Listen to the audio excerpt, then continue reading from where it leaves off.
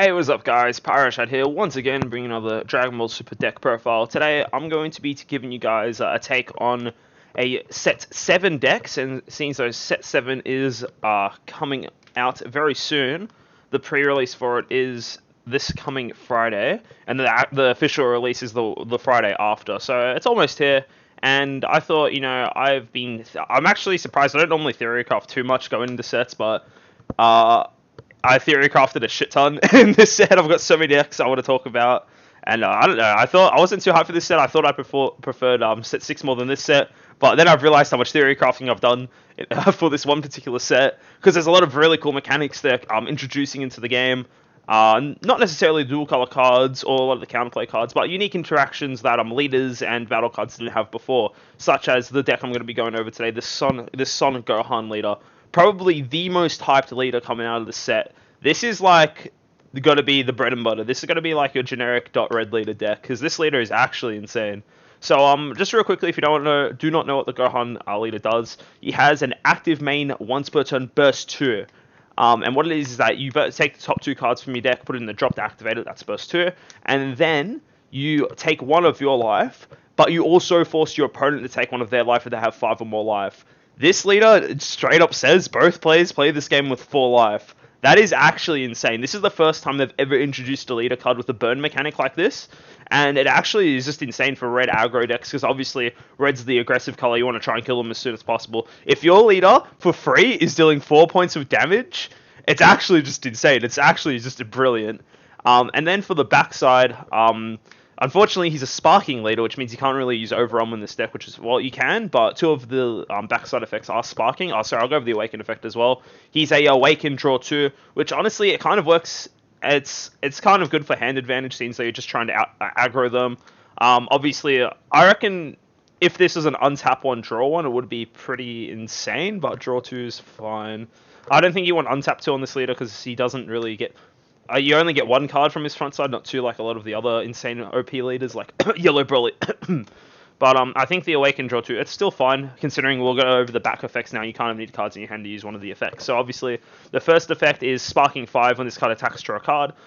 Pretty standard for all. If your leader has a burst effect, this is usually the effect on the side.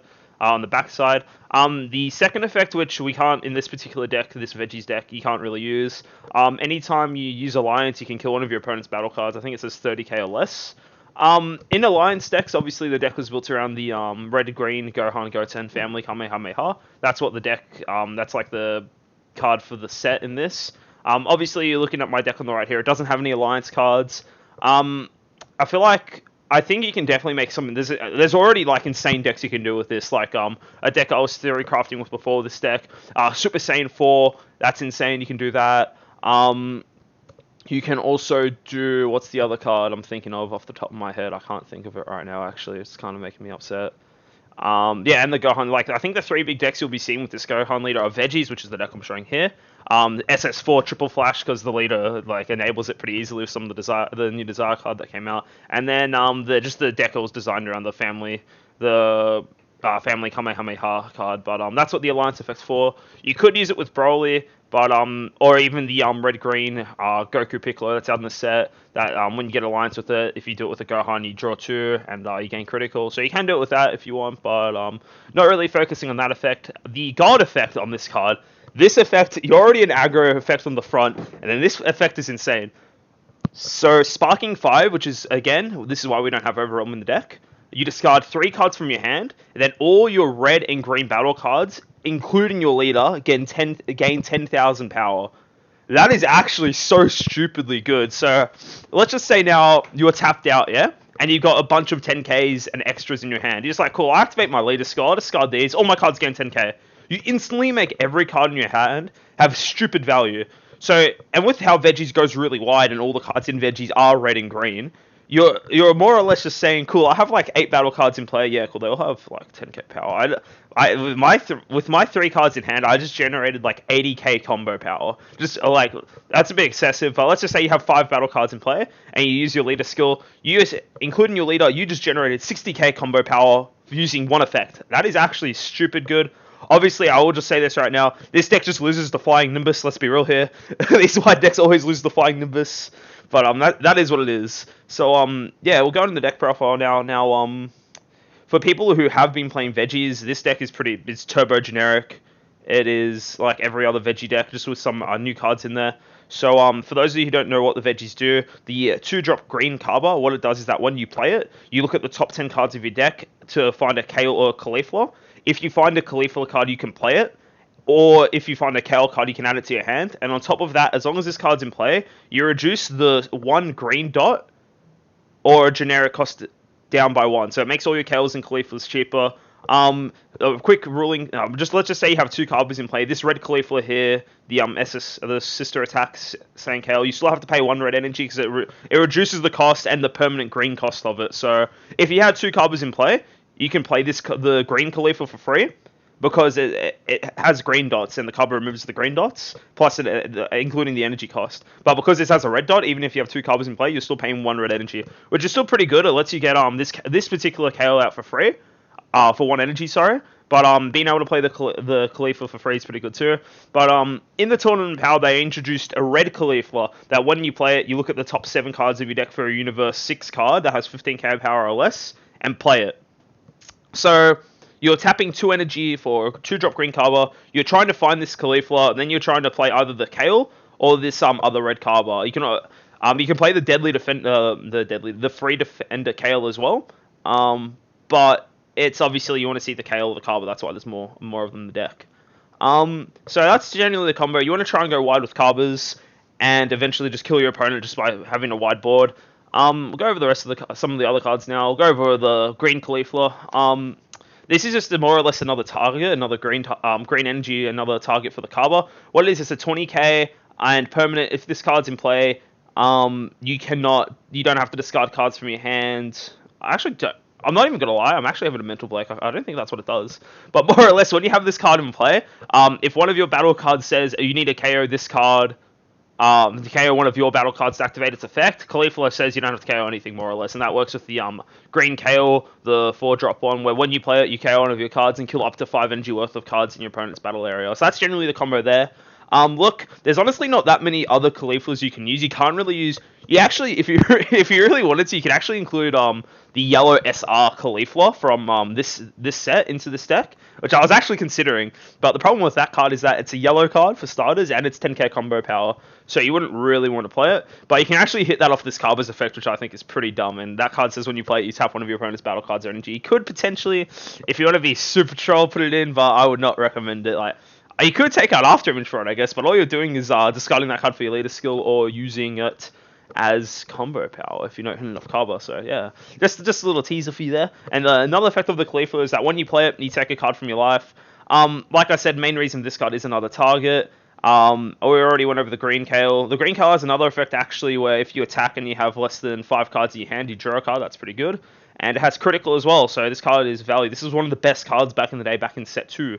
So that's it for the green Veggies. We'll go over to the red Veggies now. So I have the 1-drop Carver. Now, unfortunately, this particular Carver is not a Universe 6, so you can't cheat it out with Cauliflower's effect.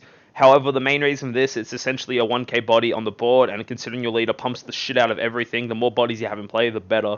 So this is, if you use your leader skill until you play this card becomes a 25k double strike, and you didn't have to initially combo anything else. So that's pretty nice.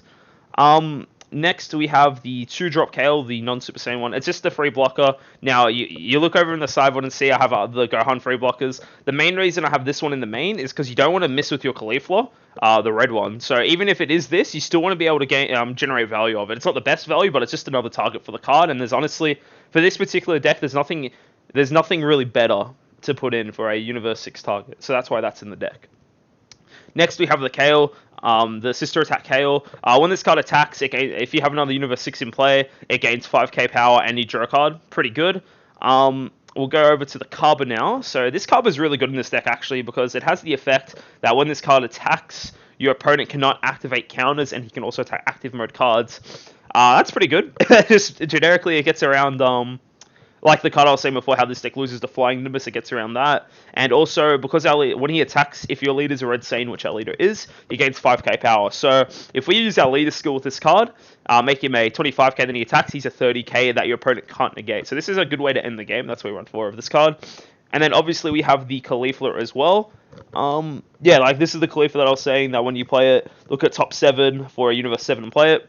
That's the combo. You want to play the green Carver into this, and then into Caulifla, then into the red Carver. That's a good combo, all the Kale. Like I said, you just want to go wide with this deck, even though this deck does lose to Kami as well, but that's okay. Sad face. For the remaining cards, we have the Krillin Super Combo. Just Super Combo, you need them in your deck. After Image Technique, we do tap out, and this is the only Sparking Negate, and we don't Overrob, so I thought this is the optimal negate. I understand it doesn't negate the attacks, but we do have 3 blockers that we can play as well, so that kind of makes up for it. Then we also have Fearless Pan. Now, this card with your Gohan leader, if you have a wide board, when you play this card, it gives all your red cards 5k power and double strike, except for itself. So you play this, you pump your board 5k and give them double strike, then you use your leader effect to pump them another 10k. So, you know, you just pump with this deck. It's awesome. 2 Chompers, you like to gimmick him with double strike, you know, just out of the blue, you know, oh, I'm going to win. Nah, fam, double strike that shit. So that's that. The rest of the cards in the deck are the multicolor cards. Now, a lot of people are probably looking, mainly the Broly is probably one that's this is a testing thing actually. Broly, I reckon this card has potential to be really good. Not as a battle card you play, but how you get to charge your energy with it. So Broly has a unique effect where obviously all the multicolor cards have a downside called Energy Exhaust, which is obviously where you charge it as energy. It comes in rest mode.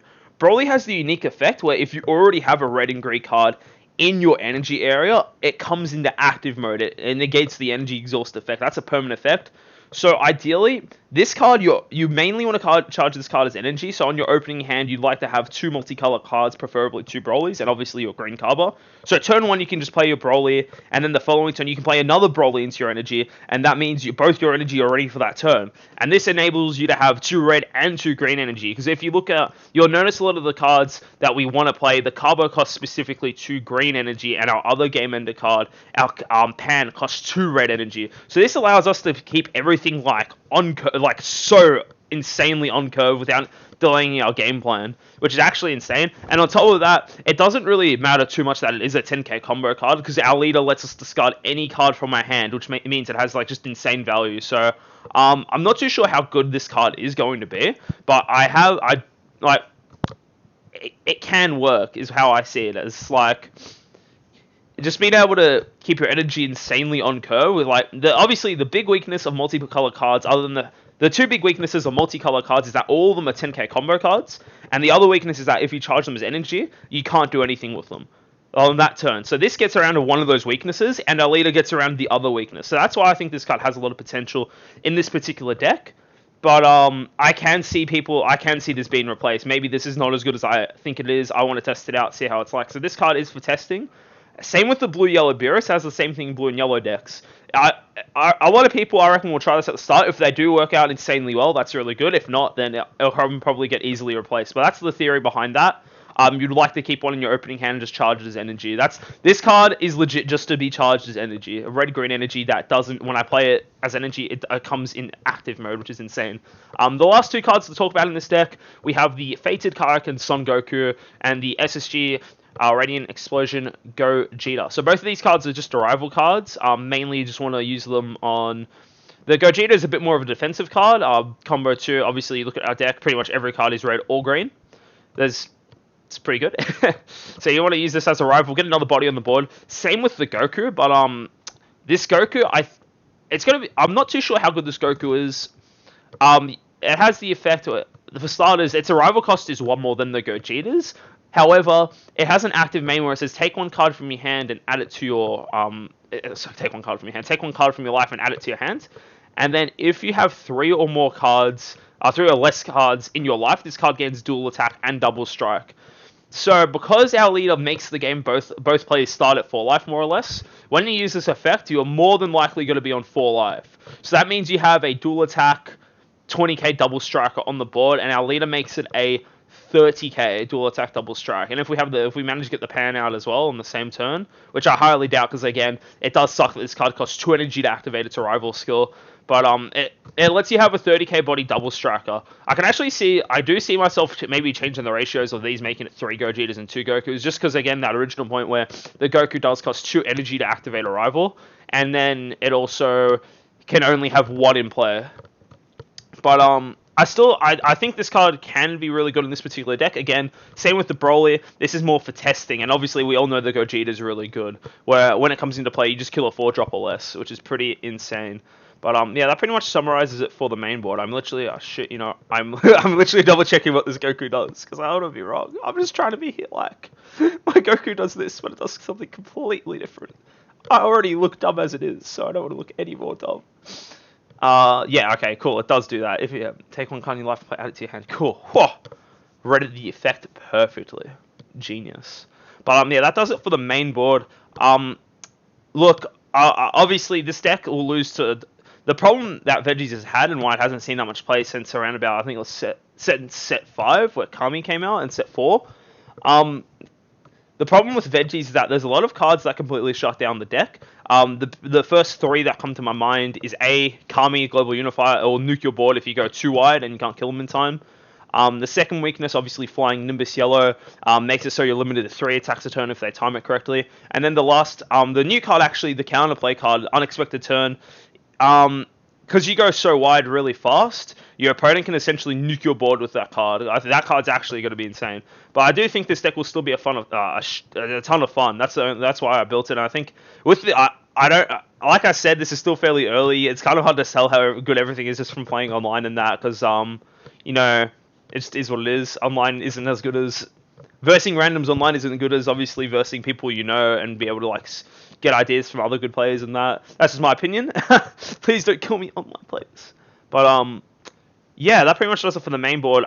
Real quick with the sideboard, I've only got 2 cards in there now. Again, I've been saying this a lot in the video. A lot of testing, a lot of work in progress.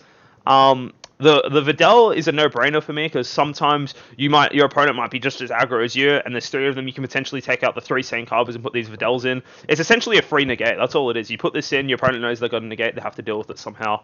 Then Son Goku Close in Quarters. If you're playing, I think this will be a 12. But I feel like that it's almost, if you're playing a multicolor deck, I think you're required to run this card. This is like one of those cards you should put in your sideboard at least a 2 of. That's why I've got it there. Mainly because there's a card called Path to Greatness, which is pretty toxic. And this card just counters that straight up. And yeah, it does, unfortunately. If this was a 1-cost 5k, it would be insane, but it's a 2-cost 5k, so that's pretty shit. But the fact that it kills a 3-drop with Barrier or less is pretty nuts, and you could potentially hardcast it, because it's when you hardcast or combo with it. But still, it's pretty brutal that it costs 2. But I think it's just one of those cards that if you're playing red-green, or any multicolor deck in general, you kind of should run it because it allows you to get around those annoying barrier threats. But yeah, I think that pretty much does it. Obviously, other sideboard cards you can put in like Silver Bullets, Tien, Haru Haru, stuff like that. Haru Haru would actually be really good with this deck. Play a 1-drop card, and then you play Haru Haru.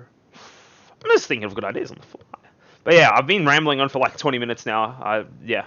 But I really hope you guys enjoyed this deck profile. I don't think I go turbo breakdown into my decks like I do this, but like I did this time. But I'm really excited for this set. I say this every set, but I feel like Bandai are actually getting a really good job there, bringing out mechanics that are really fun to play, are really new and unique, and they seem so simple as well. Like, wow, my leader does burn damage. That's what a lot of the red cards they're making deal burn damage. So it's cool they're doing shit like that.